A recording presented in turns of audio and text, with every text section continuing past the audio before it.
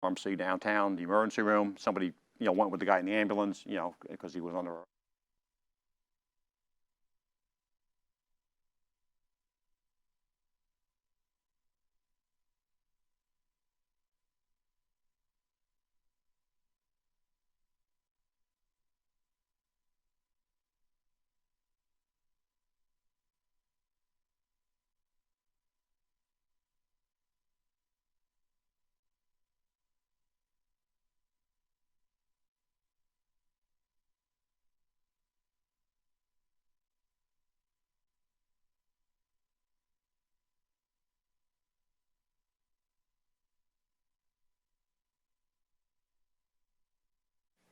Coming up on UCF Nightly News, another tragedy strikes Orlando, resulting in 2 fallen officers.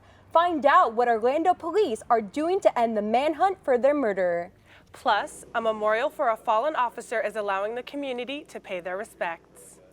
Also, we take you to a One Blood bus to meet students who are giving much-needed blood donations.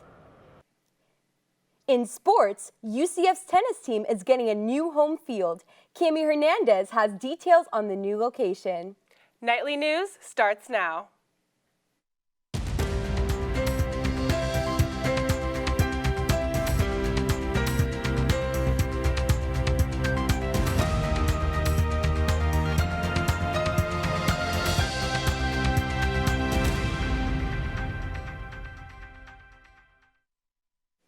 Good afternoon and welcome to Nightly News. I'm Desiree Montilla. And I'm Victoria Q. Today is Friday, January 13th, 2017.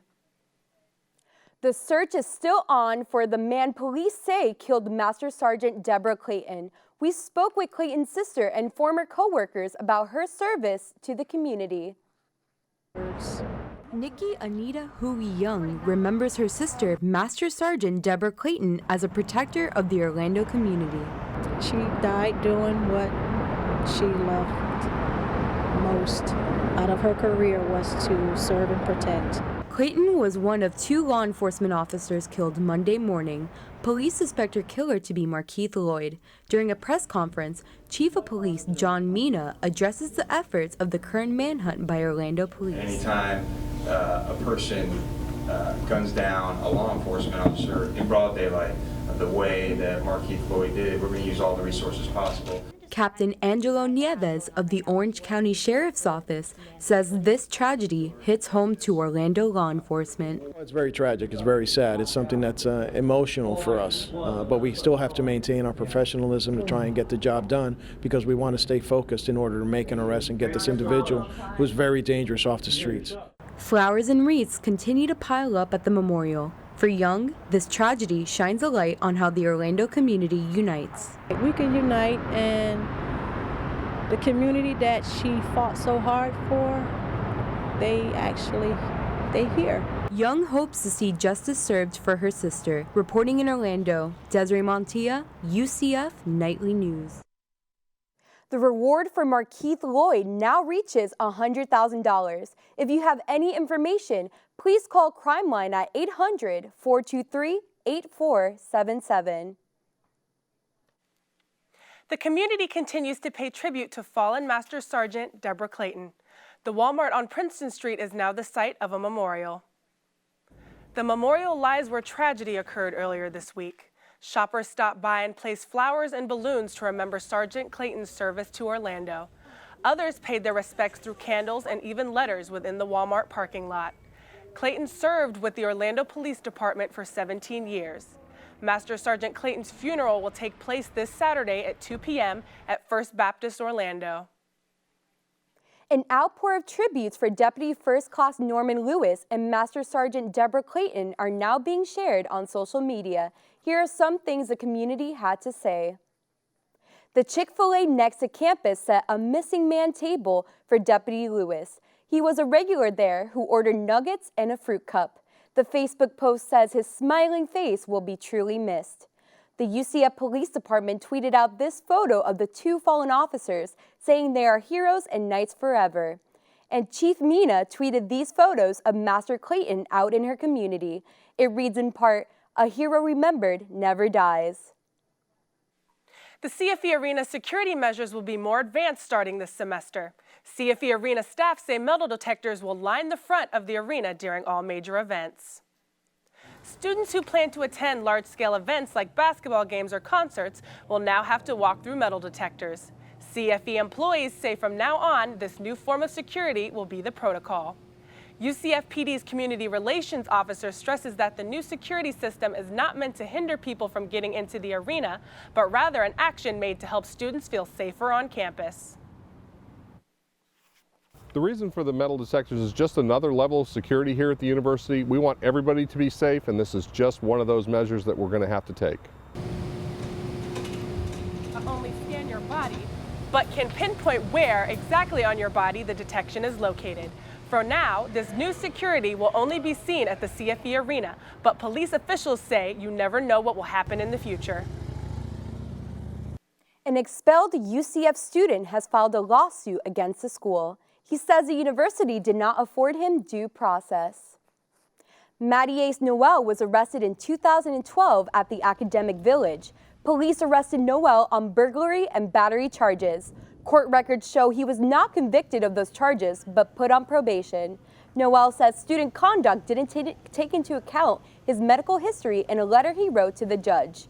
Noel's attorney would not comment on the case, and UCF couldn't be reached for one. The judge has granted Noel's motion to have the case looked at again. While many students took time off work for winter break, UCF police didn't. UCF PD says 30 liquor law referrals were issued during the winter break. The referrals were part of the SNAP protocol program around campus and surrounding area bars. Students on social media often refer to these as bar raids because they crack down on underage drinking and drunk driving. The local bars UCF PD search are Knights Library, Stagger Inn, and the Knights Pub. Although students caught drinking underage got in trouble with police, spokesperson Courtney Gill-Martin says not all were arrested. They can issue a student affairs referral, which subjects the student to the student conduct process, or they can issue an NTA, which is a written arrest. If they issue an NTA, a student will get a student conduct referral too, and if a student gets an NTA, they have to go to court. Martin says police typically decide what the consequences should be based on their interaction with the student. A student drinking underage is more likely to get a written arrest if they do not cooperate with police. January is National Blood Donor Awareness Month, but according to the American Red Cross, they are in need of more blood donations. Nightly News reporter Eric Scott visited a blood drive on campus to tell us about the recent decline in donations. Tyler Brady, an interdisciplinary studies student at UCF, is required to donate blood to maintain his health. I'm on testosterone, so that increases your blood production, and so I'm supposed to donate every 3 months or so. While Brady will continue to donate, the American Red Cross and One Blood are asking for more donations throughout the awareness month. The ARC reported a shortage of 37,000 blood donations throughout November and December.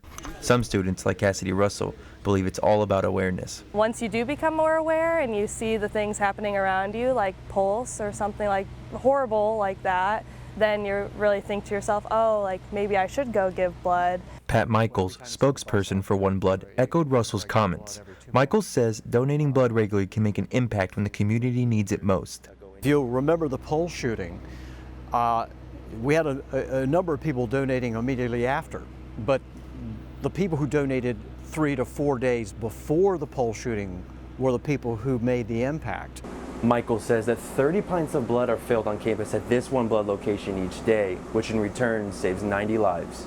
Even with the impact of one donation, the public is still in need.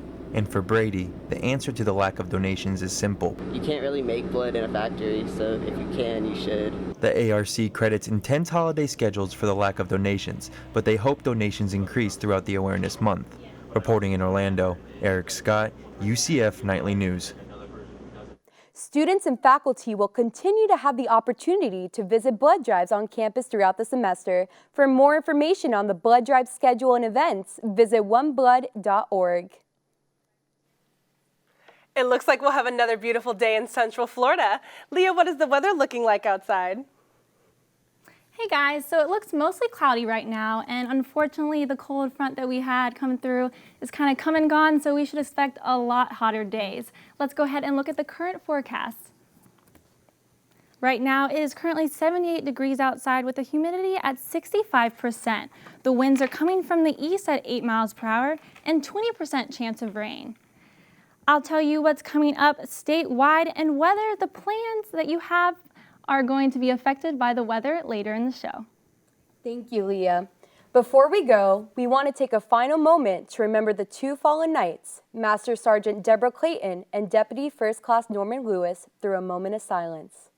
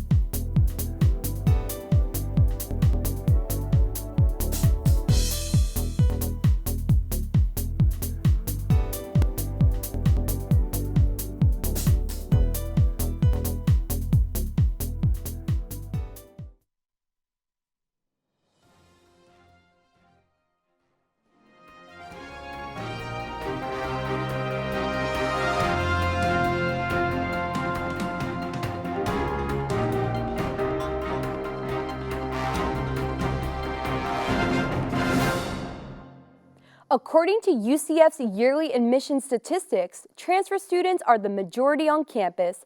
Nightly News reporter Barmel Lyons tells us how Transfer and Transition Services is making the transition into the UCF experience an easy one. It's an elective for my minor, administration.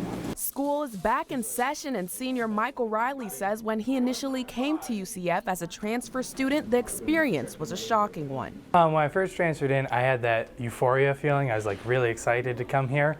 But then walking around campus, getting lost a couple times, a little more nerve-wracking. This week, transfer students gathered to learn the major keys to success during the Bagels with Transfer and Transition Services event, a tradition held for over 10 years that helps students become better acclimated to campus.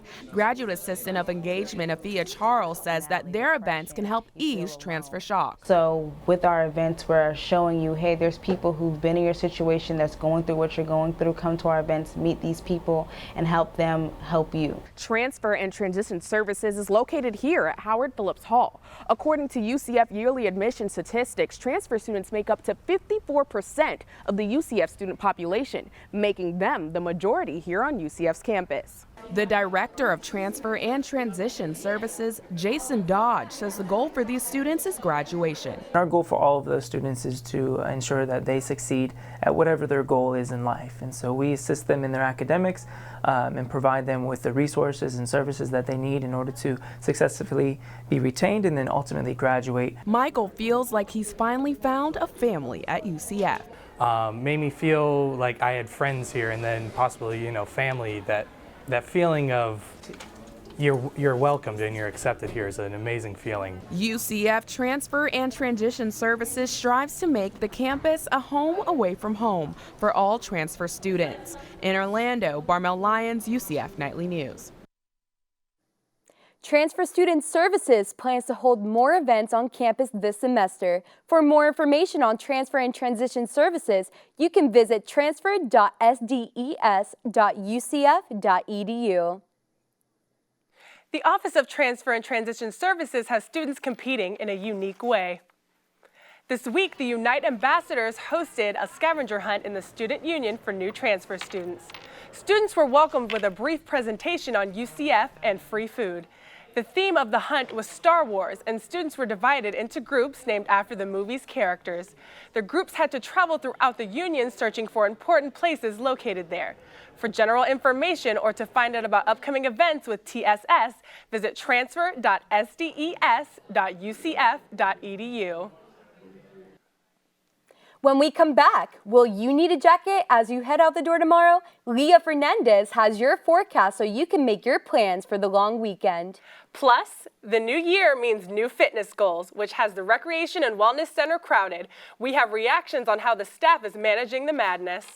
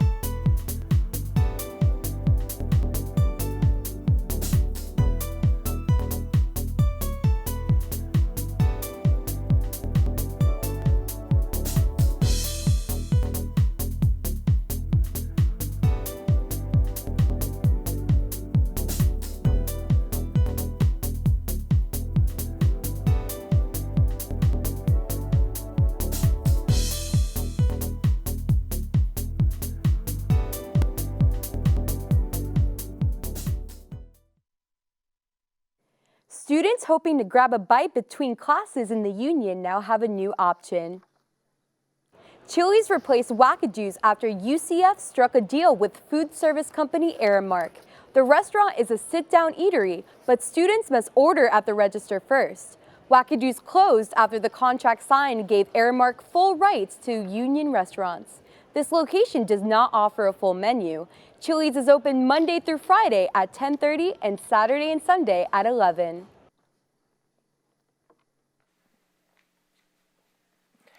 A 2016 study by LiveScience.com says people gain the most weight between Thanksgiving and New Year's. Now the Recreation and Wellness Center is feeling the heat. Nightly News reporter Courtney Jacobazzi went to the Recreation and Wellness Center to check out the rush. Boulevard. Walk sign is on the cross. Gemini Boulevard. Hear the cue to cross the street and watch as the influx of students walk into the Recreation and Wellness Center. The holidays are over and now students are hitting the gym. Assistant Director of Facilities Michelle Fitzgerald says her staff is prepared to take on the New Year's resolutioners. We have some very well-trained staff ready to take on all those students who are looking for their New Year's resolutions. Whether patrons are hitting the treadmill, climbing stairs, or hitting the weights, bring your patience. And while the facilities managers are fully prepared for this rush of students in the beginning of spring semester, member services have their hands full registering students to the hand scanners. Yeah, so with the hand scanners, technically our hands really are full. Sometimes there's lines alone just for people to swipe in, and then sometimes there's lines alone just to set up the hand scanners. The hand scanners were implemented last semester and allow students to enter quickly, but becoming registered takes a few minutes, causing lines to pile up. Meanwhile, students inside get caught in the fitness hustle and bustle, making it a hassle to get their workout in.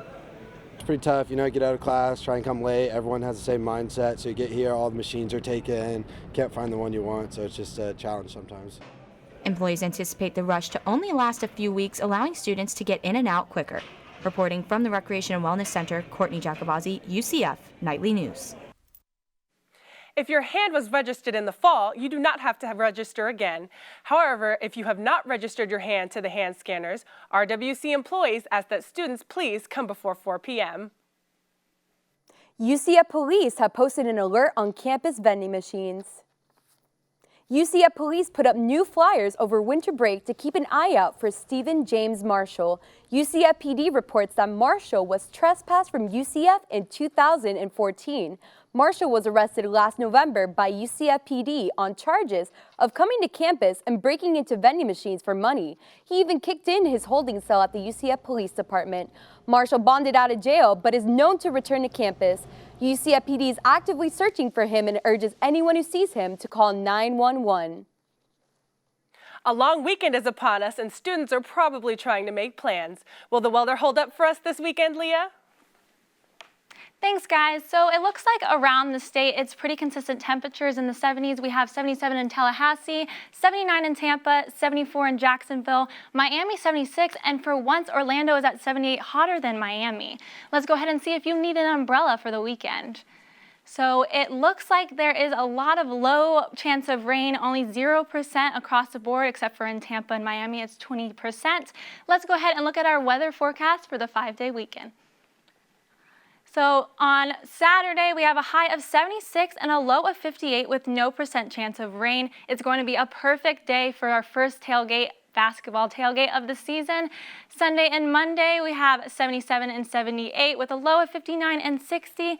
And later in the week on Tuesday and Wednesday, it's pretty consistent hot days at 80 degrees. So it's going to be a beautiful long weekend for Martin Luther King. Back to you guys at the desk.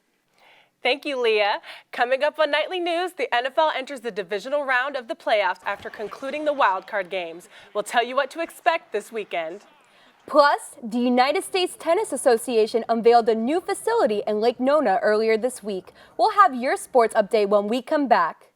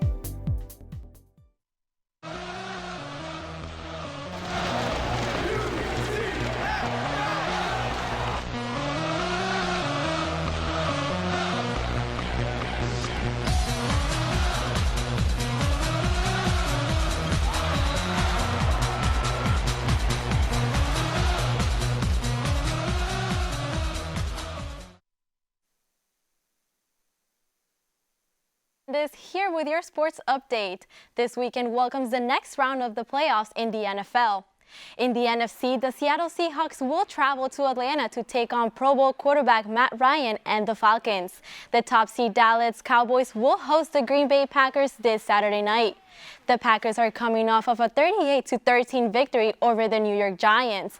Switching gears to the AFC, the Pittsburgh Steelers will take the Kansas City Chiefs Sunday. The Steelers look to continue their momentum from their 30-12 win over the Miami Dolphins. And the Houston Texans will put their defense prowess to the test as they top the ranked New England Patriots on the road.